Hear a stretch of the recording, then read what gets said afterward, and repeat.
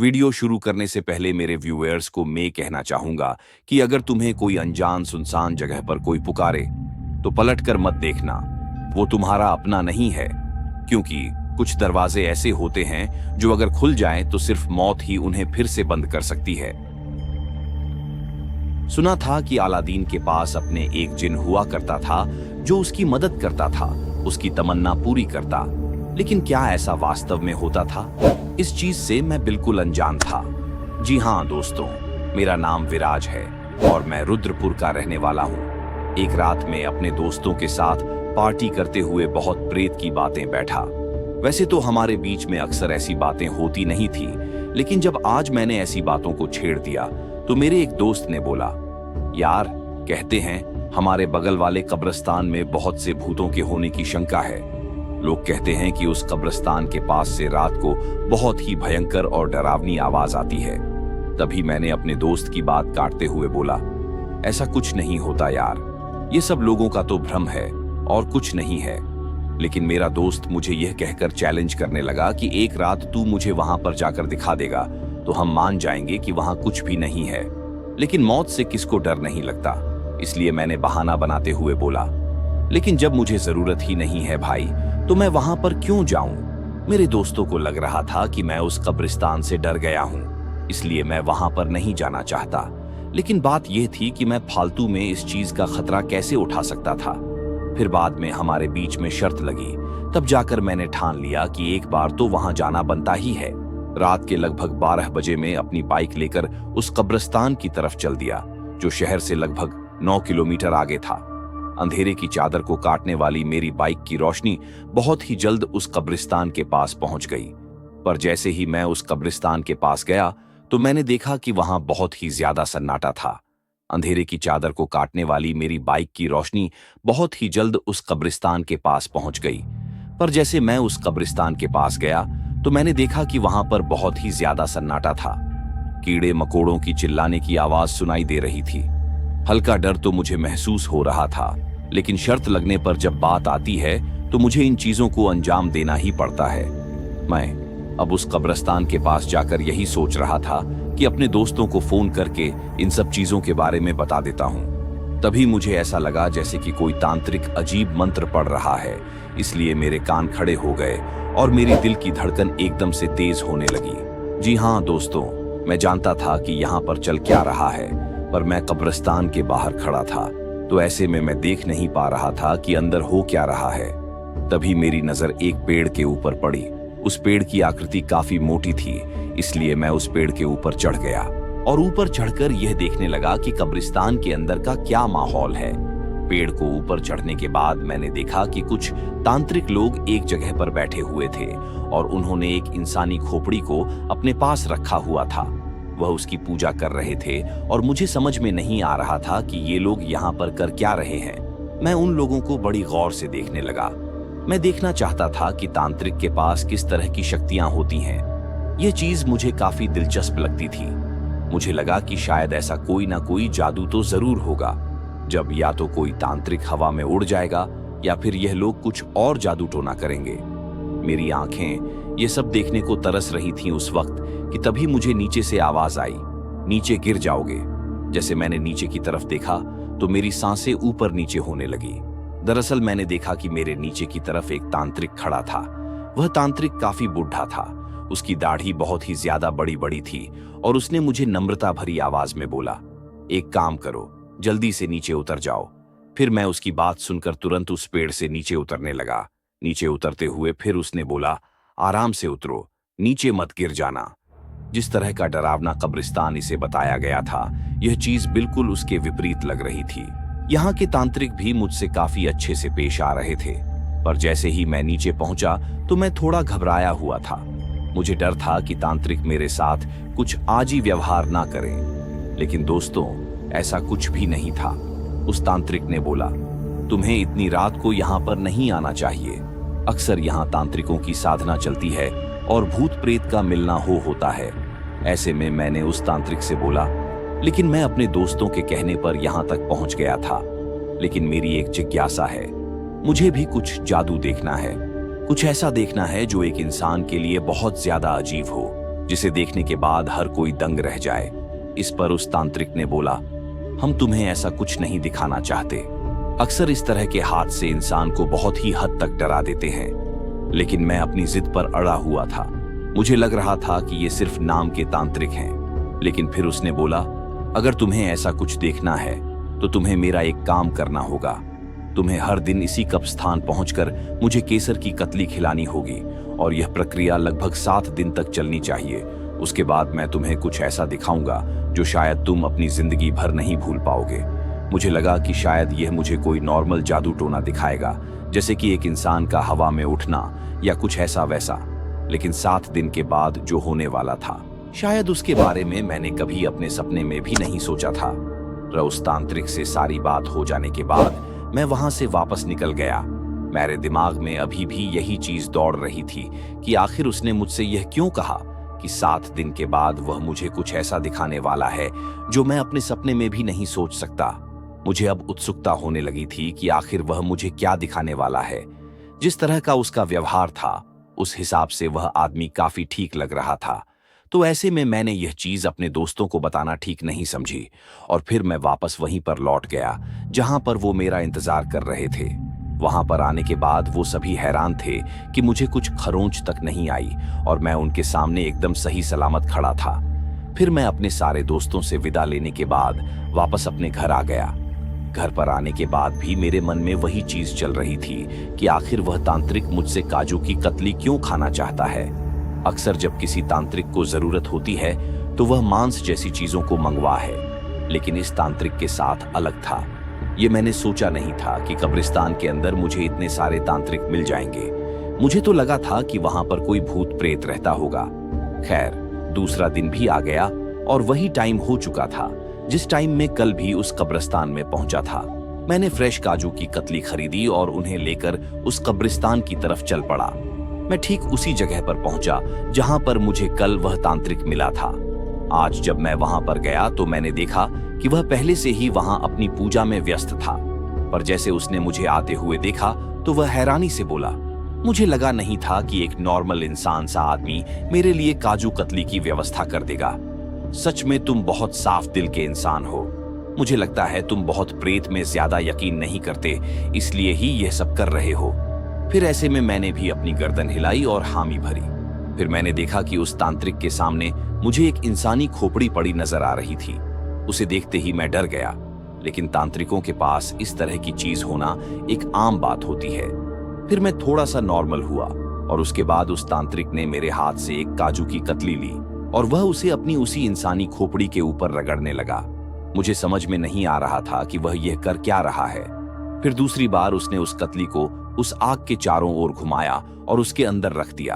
फिर बाद में जब वह काजू कतली आग की लपटों में पूरी तरह से जलने लगी तो उसने आग में हाथ डाल दिया और उस कतली को खा लिया और फिर बोला, सच में यह तो काफी स्वादिष्ट थी।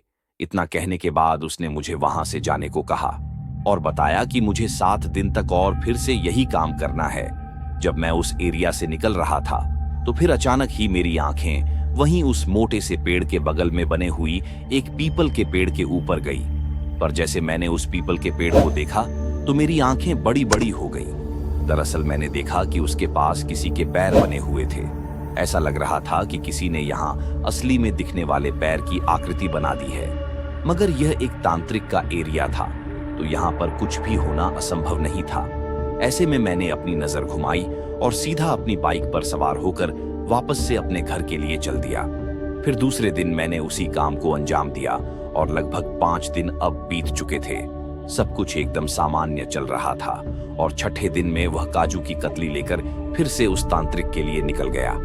आज जब मैं उसके एरिया में पहुंचा तो वह तांत्रिक पहले से ही तैयार बैठा था। वह मुझे देखते मुस्कुराने लगा और बोला, तुम सच में बहुत ही हिम्मत वाले आदमी हो, वरना रात में किसी की हिम्मत नहीं होती कि वह इस एरिया में आ सके। सच कहूं तो मैंने तुम्हें पूरी तरह से सुरक्षित कर रखा है, वरना यहाँ की आत्माएं तुम्हें कभी भी अपनी बस में कर सकती थीं। मुझे लगा कि वह तांत्रिक मजाक में यह सब बोल रहा है, इसलिए मैंने उस तांत्रिक से बोला, मुझे तो नहीं लगता कि कहीं कोई आत्मा भी होती है। मेरी बात सुनकर वह तांत्रिक मुस्कुरा गया और उसने बोला, बस 24 घंटे का इंतजार करो, फिर तू सब कुछ साफ साफ दिख जाएगा। फिर मैं भी मुस्कुराते वहां से चल दिया। लेकिन अब की बार जब मेरी नजर फिर से उस पीपल के पेड़ के पास गई तो मैंने देखा कि आज मैं वहां पर एक पूरी बॉडी को देख सकता था जिसकी गर्दन मुझे नजर नहीं आ रही थी, यानी कि पीपल के पेड़ के पास। पहले दिन मैंने किसी के पैरों की आकृति को देखा था, लेकिन आज धीरे धीरे वहां पूरा धड़ बन चुका था। अब उसकी गर्दन बनना ही बाकी थी। मुझे लगा कि शायद यह तांत्रिक कोई टोटका कर रहा होगा। तो ऐसे में मैंने इस चीज को नजरअंदाज कर दिया और फिर से अपनी बाइक पर बैठकर वहां से निकल पड़ा। लेकिन 7वां दिन मेरी जिंदगी का सबसे यादगार या फिर खौफनाक दिन होने वाला था। लगभग 6 दिनों का इंतजार खत्म होने के बाद आज 7वें दिन की बारी थी। मुझे काफी अजीब सा महसूस हो रहा था। खैर, आज भी मैंने उसी तरह से अपने काम को अंजाम दिया जिस तरह से बाकी के 7 दिन लगातार देता आया था। मैं आज भी काजू की कतली ले लेकर उस कब्रिस्तान की तरफ रवाना हो गया। मैं इस बार जैसे बाइक लेकर उस कब्रिस्तान के पास पहुंचा तो मैंने देखा कि वह तांत्रिक मेरा ही इंतजार कर रहा था। आज उसके चेहरे पर एक बड़ी सी मुस्कान थी जिसे देखकर ऐसा लग रहा था कि आज उसने बहुत ही कुछ हासिल कर लिया है। खैर, मैंने उसे वह काजू की कतली ले जाकर उसके हाथों में थमा दी, पर जैसे उसने अपनी पूरी प्रक्रिया की तो उसके बाद का नजारा सच में देखने लायक था। अचानक से वह तांत्रिक खड़ा हुआ और बोला, तुमने मुझे अपनी इस विधि में बहुत सहायता दी है। मुझे लगा नहीं था कि कोई इंसान मुझे अपनी इस विधि को करने में सहायता देगा, लेकिन तुमने मुझे एक सिद्धि प्रदान की है। तभी उसने अपने हाथ से इशारा किया तो मैंने देखा कि पीपल के पेड़ के पास एक तांत्रिक बन गया था, जैसा कि ईको इतने दिन में उसका धर देख रहा था। अब वह पूरी तरह से तांत्रिक के रूप में तब्दील हो चुका था। फिर अचानक ही मेरी आंखों के सामने बहुत ही तेज रोशनी चमकने लगी। यह रोशनी इतनी तेज थी कि एक बार के लिए मेरी आंखें बंद हो गईं। फिर उस तांत्रिक ने बोला, अब धीरे धीरे तुम अपनी आंखें खोल सकते हो। फिर जैसे मैंने अपनी आंखें खोलकर इधर उधर देखना शुरू किया तो उसके बाद तो मेरा शरीर बुरी तरह से कांपने लगा। डर के मारे मेरी हालत खराब होने लगी थी और मुझे यकीन नहीं हो रहा था कि मैं अब एक भूतों की बस्ती के बीच में आकर खड़ा हो गया हूं। इतने दिन मैंने उस तांत्रिक को केवल एक छोटा मोटा जादूगर समझा था जो मेरी आंखों को भ्रम में डालकर मुझे कुछ जादू दिखा दे, लेकिन वास्तविकता तो यह थी कि वो एक भूत प्रेत की बस्ती के बीच में रहने वाला शख्स था जिसने अचानक से मुझे सरकट हुए लोगों के बीच में डाल दिया। उन सभी को देखकर मैं बुरी तरह से डर रहा था और मुझे अपने चारों तरफ उसका बहुत सारे कटे कटे आदमी दिखाई पड़ रहे थे। मैं वहां से डर कर भागना चाहता था, लेकिन तभी मुझे अपने पीछे से आवाज आई, एक बार भी अपनी आवाज मत निकाल देना, वरना यह सब तुम्हें जिंदा नहीं छोड़ेंगे। तुम्हें जो देखना था मैंने तुम्हें दिखा दिया और अभी तो बहुत कुछ देखना बाकी है। अब ये सुनते ही मैंने उस तांत्रिक की तरफ देखते बोला, मुझे छोड़ दो, मैंने तुम्हारा कुछ नहीं बिगाड़ा है। यह सुनकर वो तांत्रिक थोड़ा थोड़ा हंसने लगा और उस तांत्रिक ने मेरे कंधे पर अपना हाथ रखते हुए बोला, मुझे मालूम है तुम एक सामान्य इंजीनियर इंसान हूँ और हम सभी पिशाच हैं। मैं भी एक भूत हूँ, लेकिन मैं तुम्हें सिर्फ इसलिए देख पाया क्योंकि कुछ लोग ही ऐसे होते हैं जो हमें देख पाते हैं और उन्हीं में से तुम एक थे।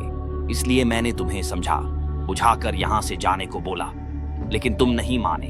तुमने मेरी सहायता की, इसलिए मैं तुम्हें कोई नुकसान नहीं पहुंचाना चाहता।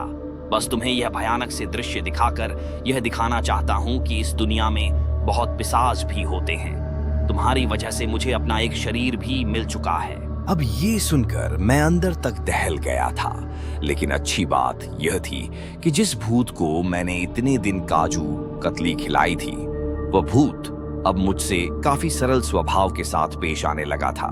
उसके बाद उसने मेरे हाथ में एक लाल रंग का धागा थमा दिया और बोला, इसे अपने हाथ के ऊपर बांध लो। पर जैसे ही मैंने उस धागे को अपने हाथ के ऊपर बांधा तो मुझे महसूस हुआ कि फिर से एक भयंकर तेज रोशनी की वजह से मेरी आंखें एकदम से चौधारी आने लगी। मेरी आंखें बंद होने के बाद मुझे चारों तरफ का दृश्य नजर आना बंद हो चुका था। फिर बाद में जब मैंने अपनी आंखें खोलकर देखा तो मैंने पाया कि वह तांत्रिक मेरे सामने खड़ा था। मैं तुरंत ही वहां से निकला और अपने घर पहुंचा और घर पहुंचने के बाद मुझे काफी हद तक चैन की सांस मिल रही थी, लेकिन मेरे लिए इतना काफी नहीं था। मुझे सुबह जल्दी मंदिर जाकर गांव के पुजारी को यह सब बताना था। मैं घर वालों को यह सब बताकर फालतू में डांट नहीं खाना चाहता था, इसलिए मैं सुबह होते ही सीधा गांव के पुजारी के पास गया और वहां पहुंचते ही मैंने पूरी घटना के बारे में उस पुजारी को विस्तार से बताना शुरू कर दिया। वह पुजारी मेरी बातें सुनते ही काफी ज्यादा डर गया। ऐसा लग रहा था कि वह इन सब चीजों से अनजान हो। उसके बाद उस पुजारी ने बोला, बेटा, तुम्हें डरने की कोई जरूरत नहीं है, लेकिन एक चीज का खास ध्यान रखना, कभी भी इस ढांके को खोलने के बाद उस कब्रिस्तान वाले इलाके में मत जाना चाहे। दिन का माहौल हो या फिर रात को गलती से भी तुझे उस कब्रिस्तान की तरफ नहीं जाना है, वरना कोई भी घटना तुम्हारे साथ घट सकती है। उस पुजारी की बात सुनकर मुझे काफी हद तक सुकून सा मिल रहा था कि अब मैं कभी भी दोबारा उस भयानक नजारे को नहीं देखूंगा जो रात को मैंने देखा था। दोस्तों, उस घटना को लगभग 4 साल से ज्यादा बीत चुके हैं, लेकिन आज भी उस घटना का एक एक चित्र मेरे दिमाग में इस तरह से छपा हुआ है मानो मैंने कोई भूतिया फिल्म देखी हो।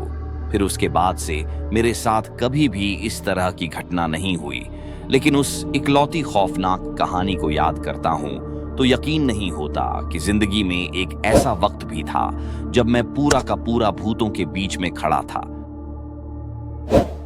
तो दोस्तों, आज की कहानी को हम यही खत्म करते हैं। अगर आपको ये कहानी पसंद आई हो तो चैनल को सब्सक्राइब कर देना ताकि ऐसी खौफनाक कहानी आपको सुनने को मिलती रहे।